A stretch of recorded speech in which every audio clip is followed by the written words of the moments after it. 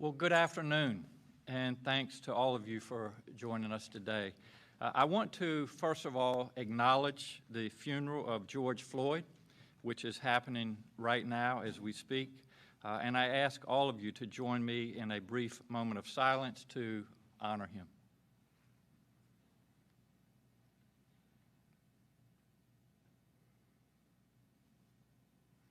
Thank you.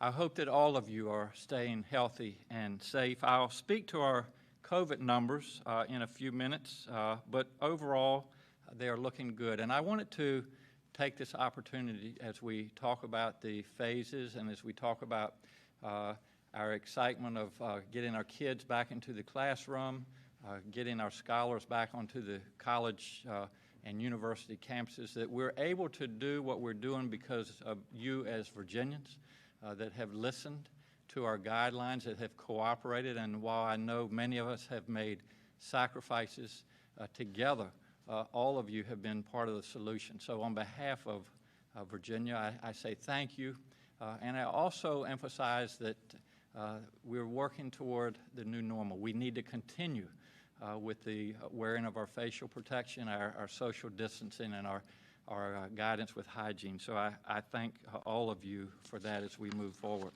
Today I'd like to talk to you about our guidance for schools in Phase 2 and beyond, as well as announce some exciting appointments.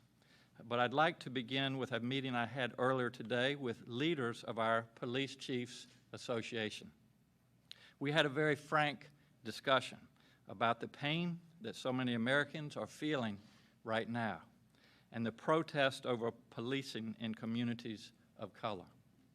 We also talked about what steps need to be taken to ensure that we can move forward on policies that protect our communities and improving the way we handle other social issues such as response to people in mental health crises. We had a very good conversation. I told them I know how hard everyone is working right now, and that we all share the goal of rebuilding trust within our communities. We'll need everyone at the table for that.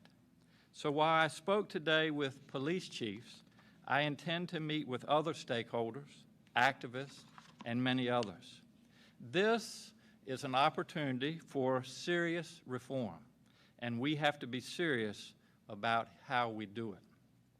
This includes listening and learning from wise and thoughtful people.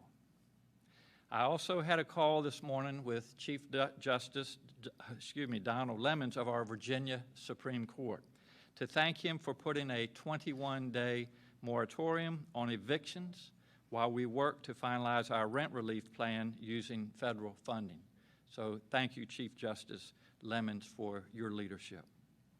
Now I'd like to turn to some personnel appointments, starting with two gentlemen, one of whom could not be with us, but he's very excited about his new position, and future Judge Jamal Hudson is with us today.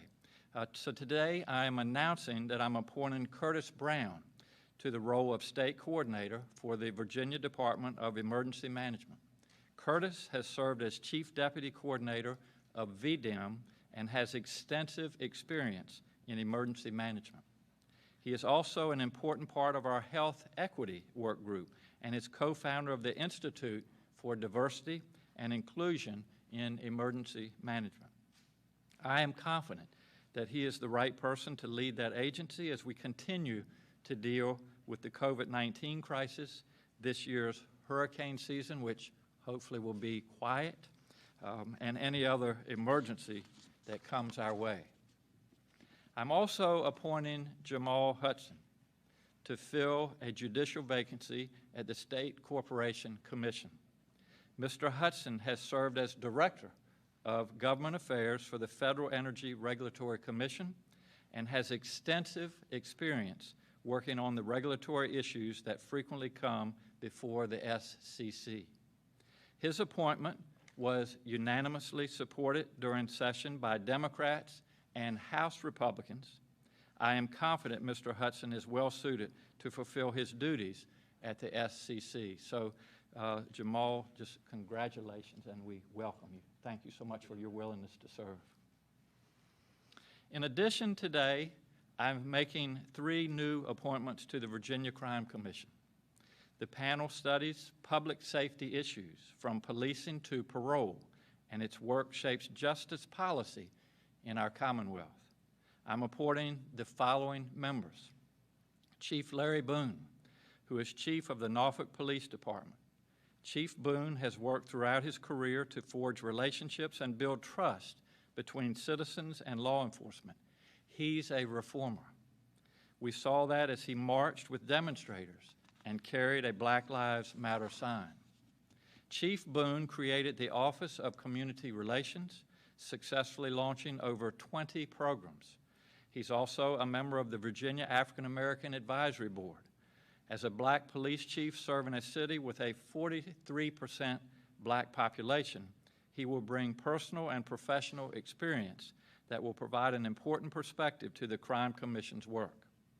I'm also appointing Larry Terry, the director of the Weldon Cooper Center for Public Service at the University of Virginia.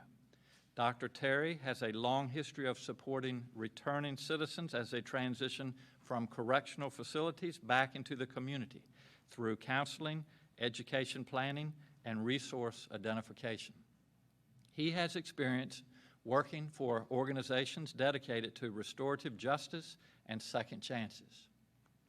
Dr. Terry recently participated in a paroling project with our office and the National Governors Association, as well as serving on a working dialogue with the Department of Corrections and Parole Board to identify housing opportunities for returning citizens.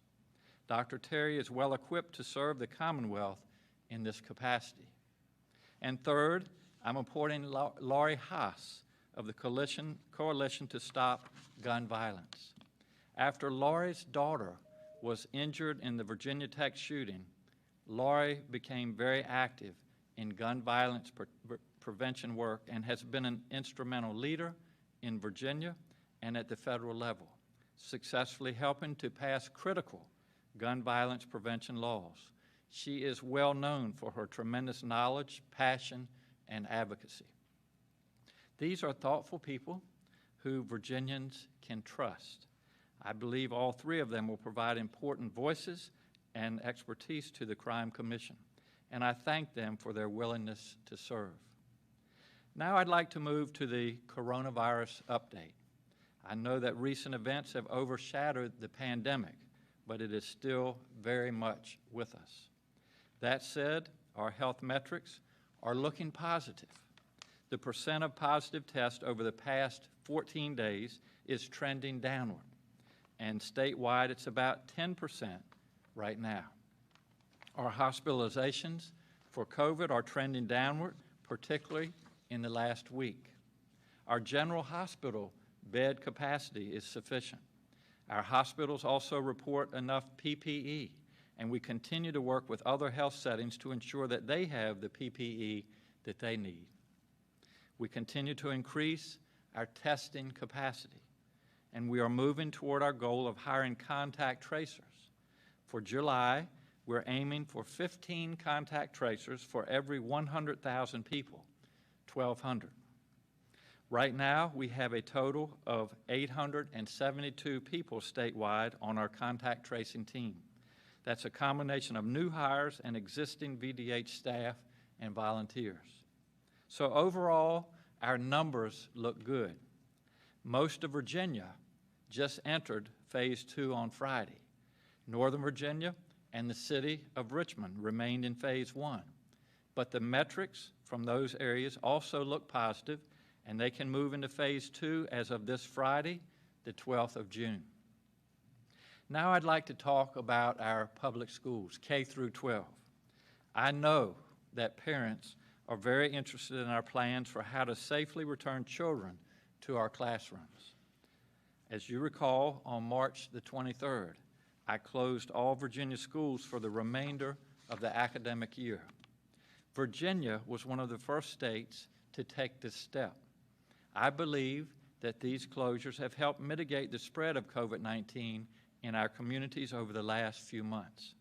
Since that time, our schools have risen to the occasion and found ways to continue providing instruction, keep students engaged in learning from afar, continue serving meals for children who otherwise would have gone hungry, and support students and families through an immensely challenging time. When we moved all of our schools to remote learning, we were clear that that shutdown would extend for the remainder of the school year. This school year is over. Seniors have graduated, even though it has not been the celebration that our students and families would have wanted. But we know parents want to know what to expect this summer and in the fall. To be clear, all Virginia schools will open for students next year, but the school experience will look very different. These phases will allow in-person instruction, but slowly. We'll start with small groups, and we'll allow each school division the flexibility that it needs to respond to the needs of its own locality. I want to be clear that these phases provide our schools with options for consideration, not mandates to open their buildings for summer school. Rather, this phased approach provides some in-person instructional opportunities for divisions to consider throughout the summer and will help divisions begin planning for the 2021 school year. What this looks like on the ground is that, to start with, most instruction is still virtual. In phase 2, which most schools can enter right now, schools may offer in-person instruction for preschool through third graders and English language learners. They can also provide in-person instruction for students with disabilities. It also means school-based summer camps may operate with some restrictions. For the future, phase 3 will allow schools to shift to in-person instruction for all students. But they will need to put physical distancing measures in place. For example, schools may have to stagger schedules or adopt class schedules that blend in-person and remote learning. We'll expect schools to have 6 feet between desks and workstations. There will be restrictions on mixing groups of students. Schools will have to stagger the use of communal spaces, such as cafeterias, or close them. There should be remote learning and telework options for high-risk students and staff. There will be daily health screenings and wearing of face coverings by staff where physical distancing cannot be maintained. While our Executive Order 63 includes exceptions for face coverings in school settings, we will encourage students to wear face coverings as well, especially our older students. Schools must submit plans to the Virginia Department of Education outlining how they'll comply with these guidelines before entering phase 2 or phase 3. School divisions also have flexibility to limit in-person instruction if needed. This approach to reopening our schools protects and prioritizes the health and social, emotional, and physical well-being of students and staff as public health conditions evolve.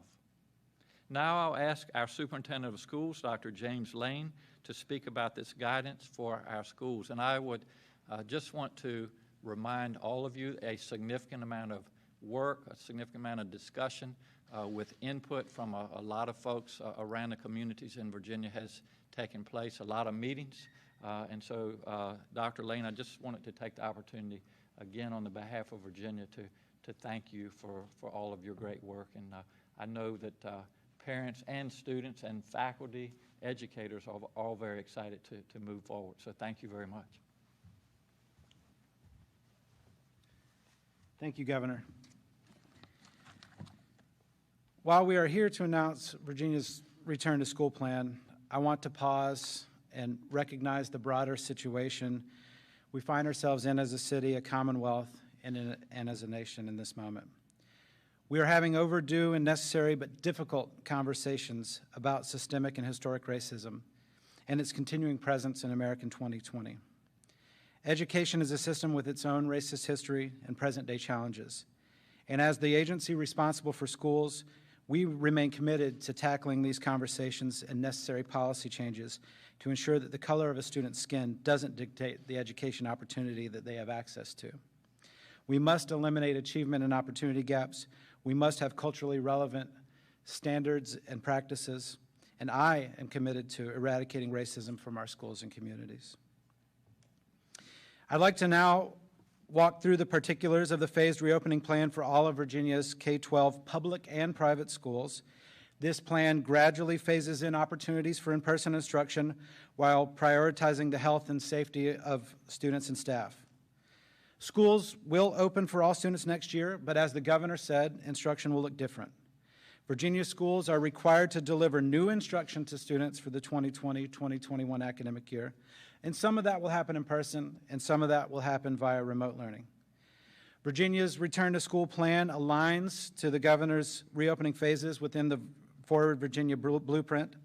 It scales up opportunities for in-person instruction beginning immediately. It focuses on the health, social, emotional, and physical well-being of our students and staff, and it prioritizes the needs of our most vulnerable learners for whom in-person instruction is most essential and remote learning was the most difficult. This approach is equity-focused, but moves us to the end goal of safe in-person instruction for all students. So to reiterate some of what the governor already shared, in phase one, which begins immediately for everyone, but obviously many of our communities have moved on to phase two, special education and childcare for working families can be done in person. We've heard from our community significant concerns about the needs of our students with disabilities and the need to get those students back into their services and programs immediately. And so that's allowed in all schools. We move to phase two, where the programs for students with disabilities and childcare for working families is expanded upon with options for preschool through third grade students, English learners, and summer camps in school buildings. And again, we wanted to focus on getting education to our earliest learners because of the challenges that they were facing in the remote learning environment, while also making sure that we could keep them safe.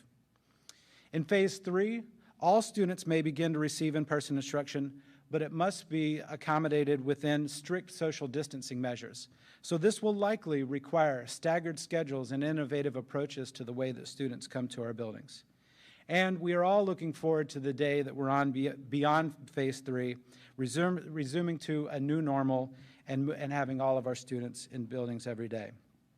The phases provide maximum flexibility at any given time and apply to both public and private schools.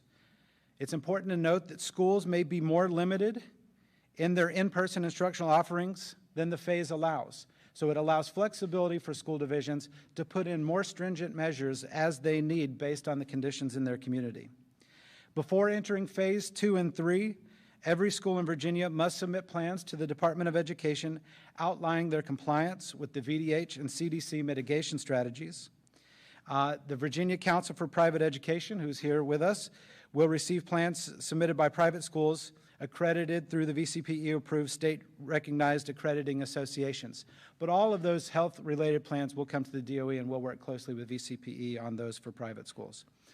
Our public schools will also be required to submit a plan for providing new instruction for all students in the 2020-2021 academic year, regardless of phase or their operational status of the school at the time. Most of the state has entered phase two. Richmond and Nova and others are still exceptions, but phase one is relevant for a few jurisdictions now and would be relevant if we move back to a more restrictive environment due to public health conditions, so we wanted to make sure you knew about phase one as well. But that means that most school divisions will move to phase two, so I'm going to go into a little bit more depth on each phase and then wrap up and turn it back to the governor. In phase one, again, instruction is predominantly remote. However, exceptions will be made for schools to offer in-person instruction for students with disabilities. Schools may elect to provide extended school year services and school year special education services, including private placements with strict social distancing. Students will only attend such programs if the individualized education program team agrees it is appropriate and the parent consents. Then we move into phase two, where we still have predominantly remote instruction. But in addition to the phase one exceptions, schools may offer those in-person instruction for pre-K through third grade students English learners, and permit summer camps to operate in school settings. It's important to note that in Phase 2, large group gatherings are limited to 50 people based on the governor's still existing executive order. In Phase 3, schools may shift to in-person instruction for all students, but with those physical distancing measures in place, staggered schedules and alternative blended options for remote learning will be important for students. In all phases, schools are expected to follow the CDC school guidance strategies for protecting the health of staff and students, cleaning and disinfecting, ensuring physical distancing, limiting the mixing of groups and students, and implementing mitigation strategies. But this also means that remote options must be made available for students and staff who have complicating health factors and who are safer at home. So all schools must have a plan for those students and staff as well. The physical distancing strategies include, but are not limited to, 6-foot physical distancing between desks, workstations, teachers and students and other students to the greatest extent possible. Restrictions on mixing groups of students or classes of students. The combination of those measures will likely necessitate staggered or unique schedules. Closing or staggering the use of communal spaces, including cafeterias, so students may have to be served in their classroom. As the governor mentioned, daily health screenings of students and staff. The department will be providing guidance on those. All schools must provide those remote learning exceptions and teleworking for students and staff who are at higher risk of severe illness. The use of cloth face coverings by staff is required when 6-foot social distancing cannot be maintained. For students, face coverings are encouraged but not required as developmentally appropriate, and especially in older students and in settings where students cannot maintain physical distancing. Again, this guidance applies to all of Virginia's public and private schools. More detail will be available in the coming days. I will share the Department of Education has produced Recover, Redesign, and Restart. This is nearly a 126-page guide that will go to our school divisions today and be posted online that schools can use to assist in their planning for opening schools under these phases. We find that this document, we believe that this document is comprehensive. It's been informed by a diverse set of education stakeholders, and schools should use it in their planning. It was created with the guidance of numerous task forces, dozens of teachers, principals, parents, education leaders, superintendents that came together to make this possible from every corner of the Commonwealth. We are confident that this additional guidance will help schools as they develop plans. We know there will be lots and lots of questions on the school opening plans, and so with that, I'll turn it back to the governor. Also posted today from the governor will be the phased guidance for Virginia schools that shares everything that I've shared today in writing, along with a PowerPoint that can easily be accessed to provide that information. Thank you, Governor, and I look forward to any questions. Thank you, Dr. Lane.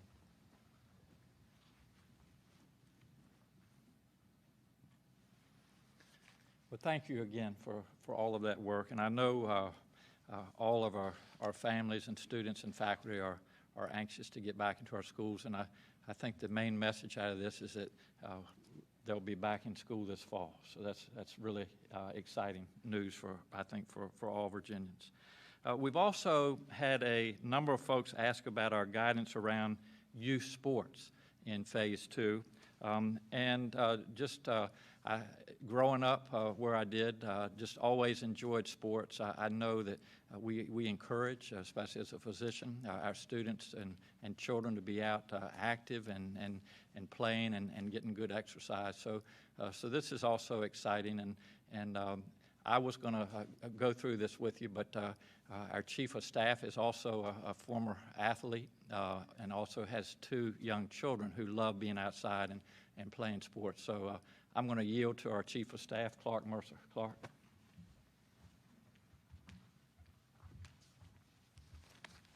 Well, thank you, Governor. And again, Clark Mercer, the Governor's Chief of Staff. And I want to thank folks from all across the Commonwealth for calling and putting the recommendations. And there's a lot of sports out there, and every day when you think you kind of have everything figured out, someone calls with a new situation you haven't thought of.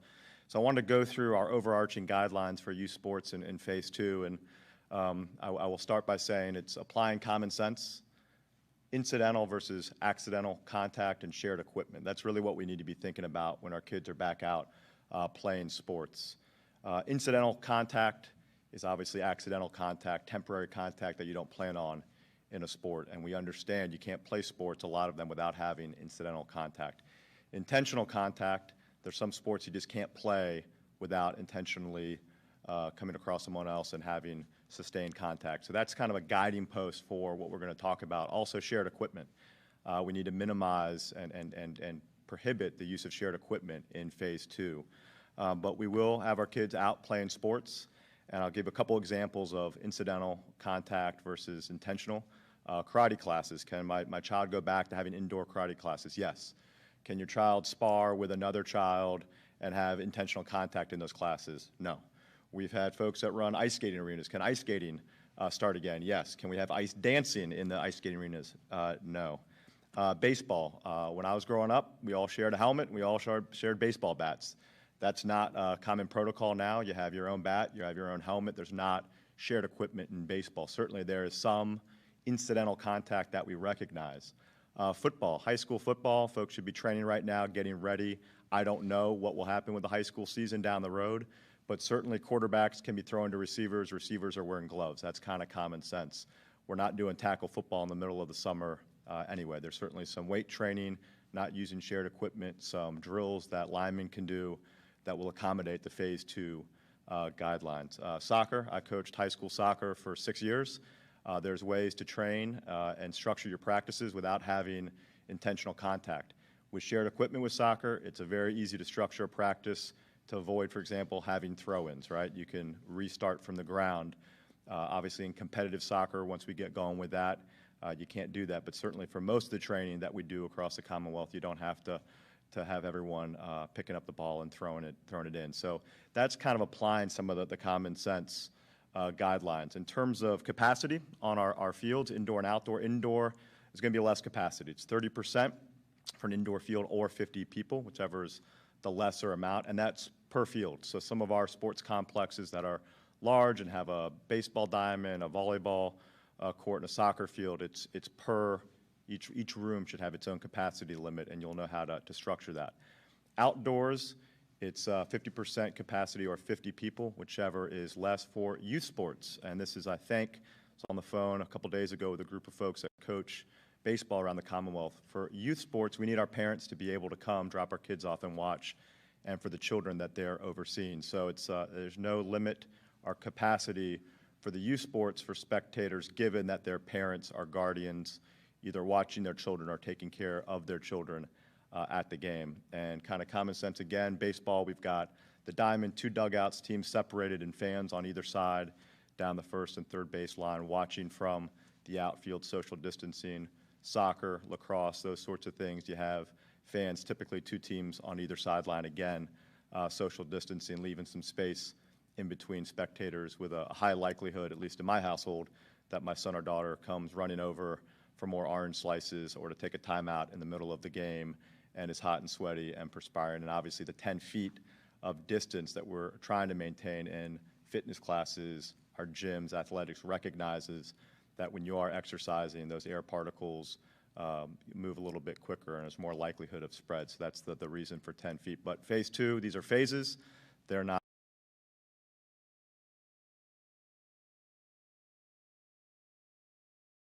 permanent. We will have a Phase 3 in Virginia that the governor will articulate the guidelines for, but you will be able to get your sons and daughters out practicing and playing this Friday. Let's just do it in a smart way. Thank you.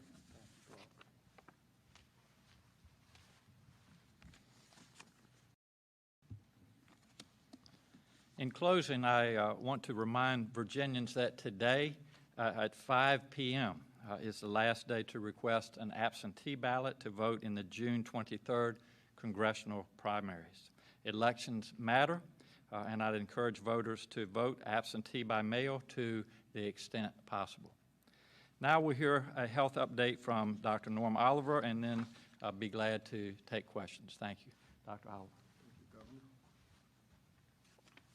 So just quickly on the numbers for COVID-19 today. We currently, in the last reporting period, have recorded 487 new cases of COVID-19, bringing the total number of cases in the Commonwealth to 51,738. We also recorded 19 new deaths, bringing the total deaths to 1,496. We posted over that last reporting period 7,260 new PCR tests. I need to notify you all that we have a large lab in Central Virginia that has not been on electronic lab reporting with us, and there's been a large backlog of manual lab reports from that lab. We have, over the last couple of weeks, arranged for them to now report electronically. So over the next couple of days, you will see a big jump in the number of tests that will be the result of these thousands of labs being put into our data base. On the demographic breakdown of the number of cases for which we have race and ethnicity data available, we have 7,154 cases among African Americans, or about 20% of those cases.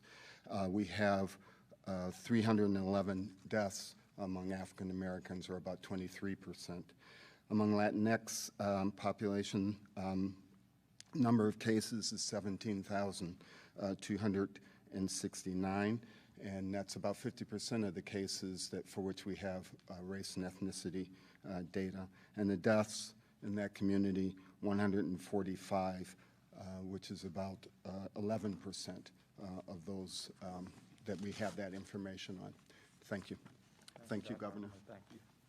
Be glad to take questions.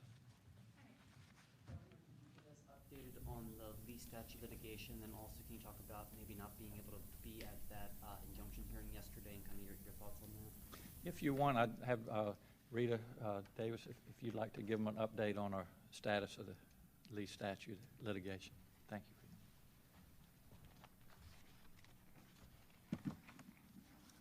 Thank you, Governor. Rita Davis, counsel for the governor. As I understand, the question is about an update on the Robert E. Lee Monument litigation. So as many of you may know, the Richmond Circuit Court entered a temporary injunction prohibiting the removal of the Robert E. Lee Monument until June 18th. We expected that action. We prepared for that action, and we look forward to litigating that action successfully as the days may come, and any others. Let's be clear about one major thing here. Though this monument was cast in the image of General Robert E. Lee, the purpose of this monument was to recast Virginia's history, to recast it to fit a narrative that minimized a devastating evil perpetrated on African Americans during the darkest part of our past. The governor's decision today to continue forward with trying to remove this monument takes us a step closer to reclaiming the truth of Virginia's history and to reclaim it for all Virginians. And we look forward to defending that in court. And on the injunction hearing yesterday, were you all not given notice to be there? No, we were not notified of the circuit court's intention to hold this hearing. Under law, there is not a requirement that the responding party receive notice of a temporary restraining order hearing. I will say that in the majority of the litigation filed against the governor across the Commonwealth during this pandemic, we have been afforded that opportunity, but we were not this time. Thank you. Thank you, Governor.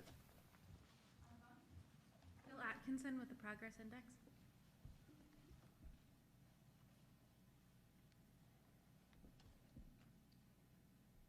All right, we will move to Jessica Jewell. I'm sorry, I'm right here. I'm sorry. Okay, all right. I apologize. I had some technical issues on my end.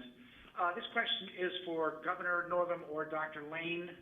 Are there any anticipated time frames for the phases of the reopening of the schools like there were during the general reopening of Virginia? I mean, are you thinking like there'll be maybe 2 to 3 weeks or so many weeks in length, or will the phases be based on individual school systems? And then also, what about the state's poorer school systems who don't have the revenues that larger systems have? What kind of assistance can be provided to them to help them get through these phases?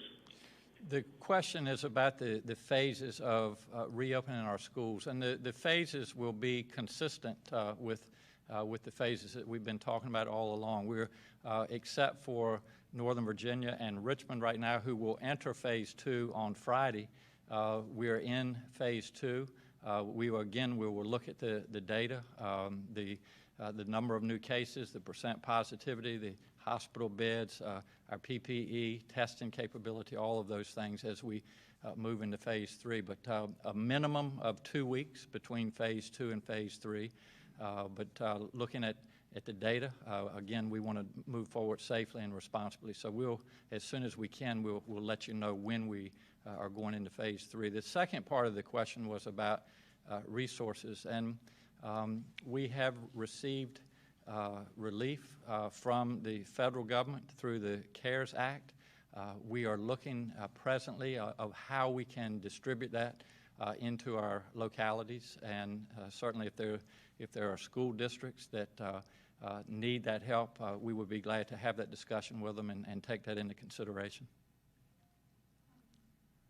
Governor, I just had a question for Dr. Lane, who mentioned the achievement gap. Just wondering if he had some new plan to close that gap.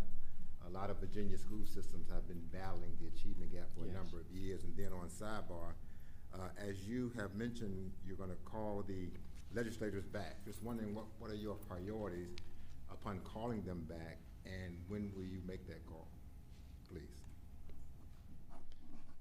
Andre, I see 3 parts to your question, and I'm going to just touch on 2 of them.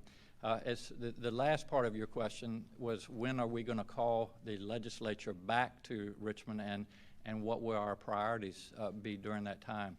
The date has not been set, but we look at doing a reforecast probably in the next few weeks into July. And just this is ballpark, but I anticipate calling the legislature back in early August for a number of reasons. The most important reason is our budget. And as you know, we had to hit the pause button coming out of session this year because of COVID-19. I think that we'll have a much better idea in the upcoming weeks of what our revenue is going to be coming into Virginia. So that will be certainly a top priority. But also, Andre, with what's going on with the protest and the police brutality that we've all been experiencing, there is ongoing discussion with legislators as to, how we can turn our listening and learning into policy, how we can turn it into action. And so we're having those discussions, and I suspect that some of those issues, some of those pieces of legislation will be taken up in the special session, if that's what the General Assembly agrees to, and then also they'll be continued in our upcoming session in January. One of the things I wanted to just touch on before Dr. Lane comes up, and we've talked about the Robert E. Lee statue that is a monument of divisiveness that needs to come down. There are other monuments of inequities that we desperately need to address as we move forward, and one of those is access to education. And one of the things that, as you know, we just shot another video yesterday for it, but is my wife's and my commitment and our administration's commitment to early childhood education. That is really the tide that lifts all boats, and while we've had to hit the pause button on our budget, it is one of my top priorities as we move forward to make sure that all of our children, because we know that the majority of the development of the brain takes place in the first couple of years, and so we want all children, not just those that have the means, but all children to have access to early childhood education. And I really think of all the things that we can do to help everybody start out with equality in life, it's access to education. So we'll continue to make that a top priority. And Dr. Lane, I'll let you handle the rest of the question. Thank you. Thank you, Governor. Thank you for the question. First, I'll agree with the governor that there is an achievement gap on the first day of kindergarten. And if we're going to ever eliminate the achievement gap permanently, we're going to have to do more work in the space of early childhood, more access, higher quality programs, and we've been working on that for some time. In 2017, the Board of Education adopted a new accreditation system. And as part of that accreditation system, for the first time, they held schools accountable for eliminating achievement gaps as part of the system. We've been reporting achievement gaps for nearly 20 years, but we're only within the last 2 years at the point where we're actually holding our schools accountable, and as part of their school improvement plans, when they enter into state technical assistance, working with them on that. Not that that hasn't always been a part of the work, but now it's a requirement of the work. The board has announced that they are going to open the standards of accreditation again this year and begin to look at more ways that we can build equity into our system. We have a lot to do in the funding equity space. The board made recommendations and promulgated new standards of quality, which was a long-term look into where we want to go to make sure we're getting money to the schools that need them the most to make a difference for students. But ultimately, on top of those structures, we're going to have to do a better job of putting culturally responsive teaching practices into trainings for our teachers, into the standards and the way that we approach them, and building cultural competence for educators to make sure that every child sees themselves in every classroom. We have phenomenal educators in Virginia that are doing this work already, and we'll continue to build upon that. Thank you. Before we take the next question, I misspoke about receiving or requesting your absentee ballot. So the deadline is not today at 5 o'clock, it's next Tuesday at 5 o'clock. So just wanted to make that clear to everybody. Next question. Jessica Jewell with WSLS. Good afternoon. Governor, some parents are very concerned about how they're going to be able to teach their kids from home and work again in the fall. Teachers are worried about how they're going to be expected to be in the classroom 5 days a week with their own kids at home. Are you worried about large numbers of teachers leaving their jobs so they can stay at home with their kids? And how can you address this?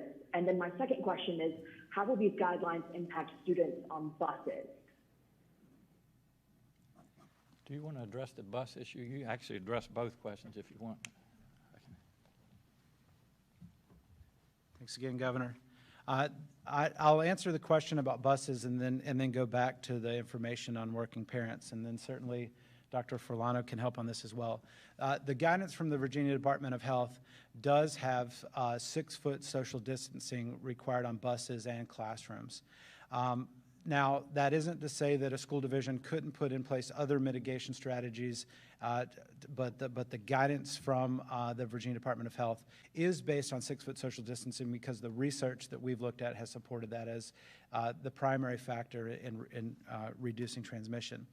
As it relates to working families, especially our teachers, we certainly consider this an important piece of the planning that all of our school divisions have to do.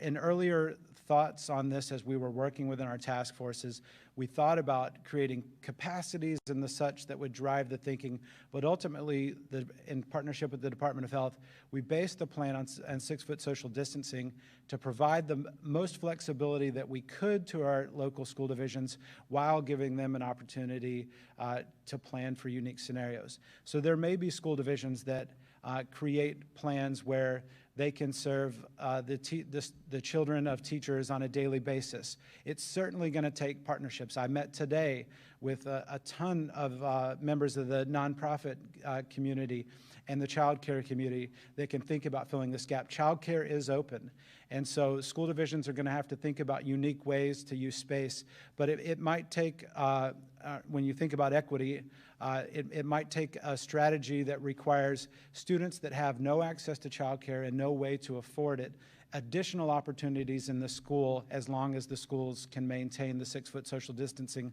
while creating a hybrid program for most of the students in the school. So we began about a week ago having conversations with our superintendents about how they would do this. Many of our superintendents are reaching out to community partners, like I said, child care, the Y, nonprofits, to help support this. But at the end of the day, what we want to make sure is as we move our students into schools, we're doing it in a safe manner, but in a partnership that allows us to make sure that working families have options for child care. So thank you, Governor.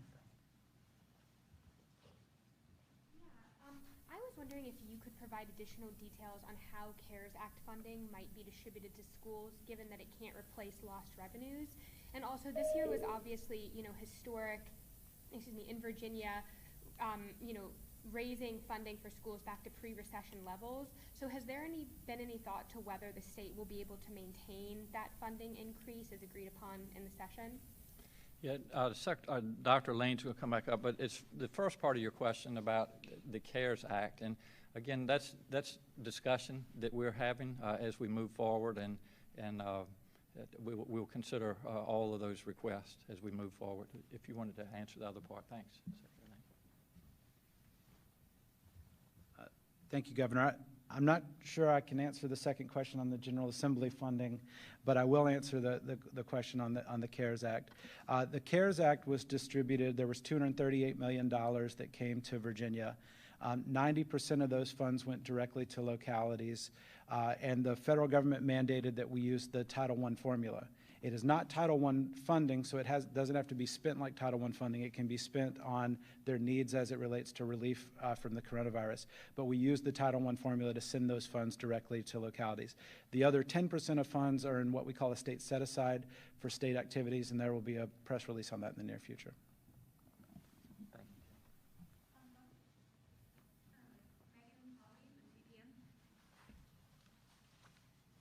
Yeah, hi.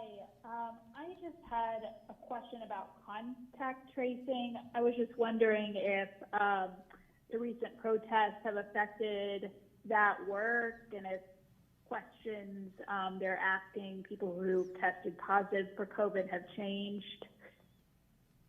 The question is about contact tracing and the recent protests. And I think just to, sum that up, we obviously are concerned when we see individuals that are protesting and that are not maintaining their social distancing, not wearing facial protection. We obviously appreciate everybody's right to protest, but we want it to be done safely. And so we want everybody out there in Virginia to know that testing is available.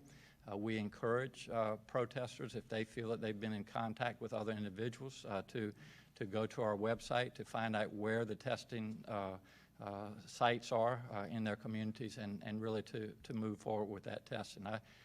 As you know, on Friday, I was at one of the community testing centers in Chesapeake.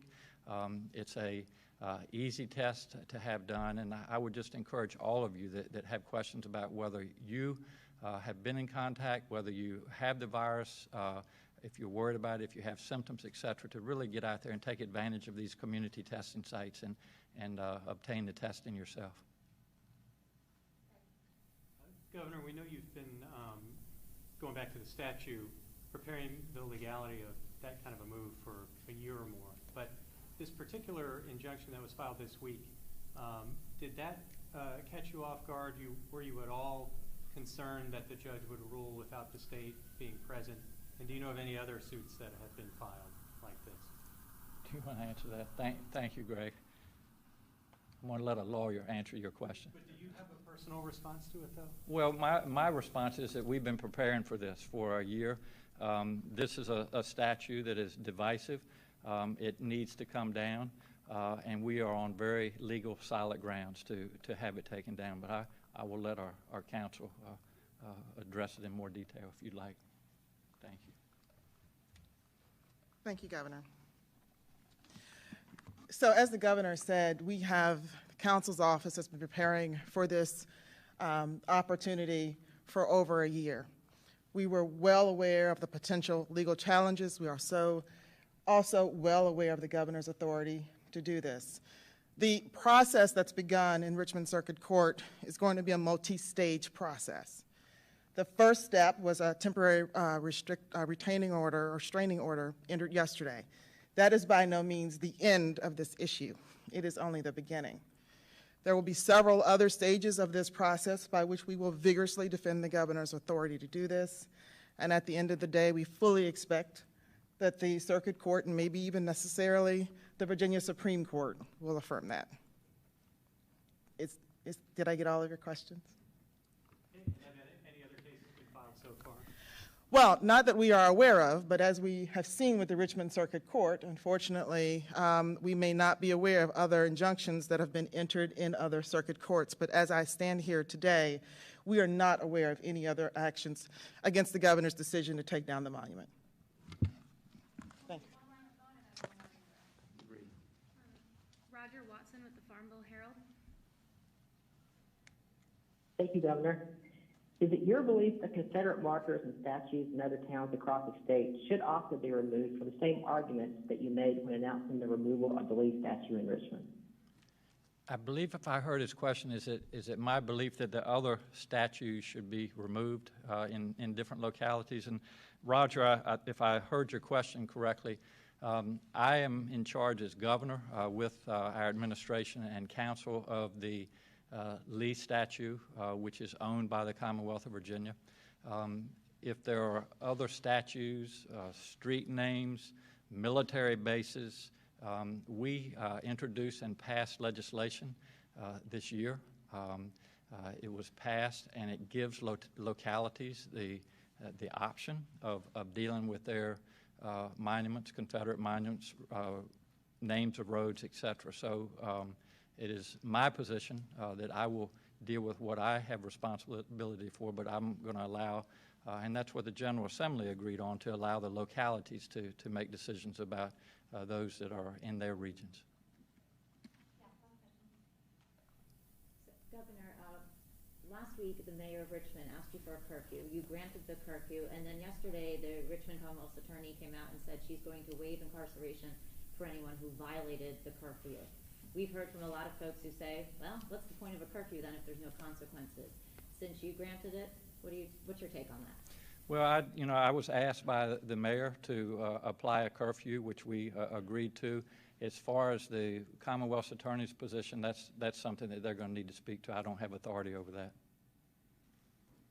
Thank you all so much, and again, I appreciate you all being with us today. I think there's some exciting things going on in Virginia with reopening of our schools, getting our kids back on the athletic fields, and we can only do this because we've been vigilant, we have followed the guidelines, and I ask you all to continue to do that so that we can continue to move through these phases and eventually get out of the phases, get this health crisis behind us, and move on and get back to as near normal lives as we can. So I ask that of all Virginians, and I appreciate your cooperation, and we look forward to being with you on Thursday. Thank you.